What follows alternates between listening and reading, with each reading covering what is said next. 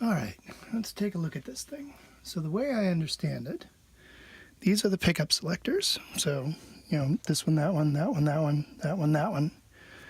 These three down here are hooked up to different capacitors for different tones, but I don't know what they are. And then we've got bridge volume, middle volume, neck volume, master volume. The tremolo piece and the bridge are over there. We'll deal with that later. And then I guess the big thing and the first thing is I haven't been able to test this guitar. And the listing said it was untested. Okay, so first thing to do is going to be, can you see this? Let me get some light on it. There. Maybe you can see it. Nope. Okay. There. That's a 5-pin DIN connector. That was standard in the Soviet Union for the time, and that was the guitar output. A lot of people get confused and think these were supposed to be hooked up to like synths or something like that. No. It was just a standard output. It's my understanding, I hope, that there are 2 wires, a ground and a hot, going to pin 2 and pin 3, but we will find out. And first thing I'm going to do is just temporarily solder on a 1/4-inch output jack and just test the output of the pickups. So let's see what happens. All right, let's get this off.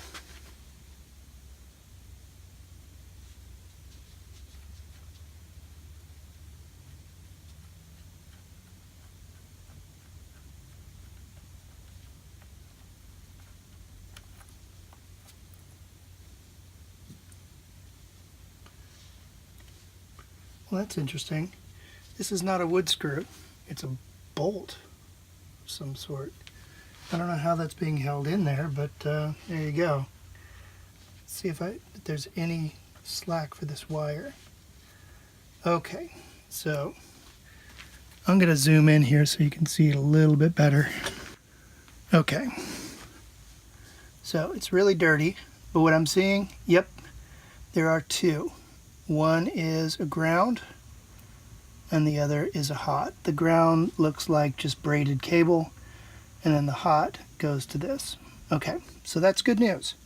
So basically I can just take this DIN thing off and solder an output jack directly to that, and then I'll be able to test everything.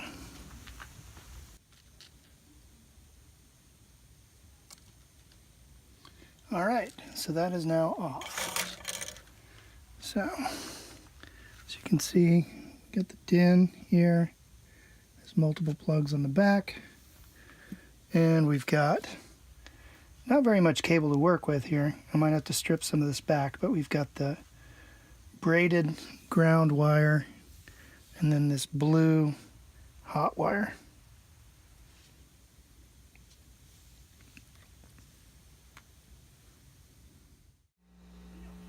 Okay, we've got the jack wired up.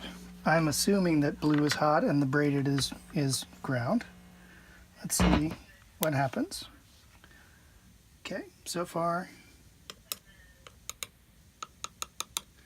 I don't know which direction these pots go.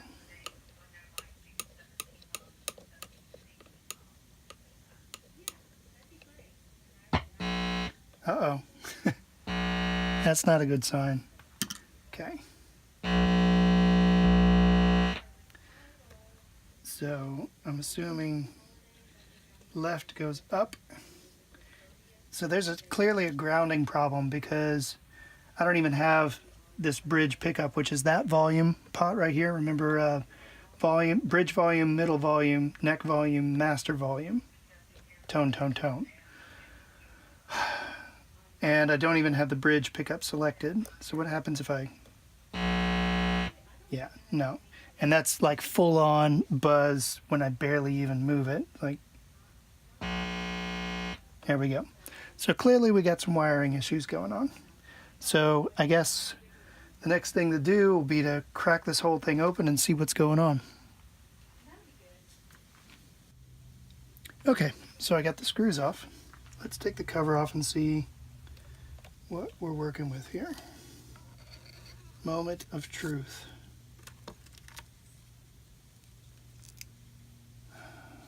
Wow. Wow. Okay. Here, let's move the body out of the way.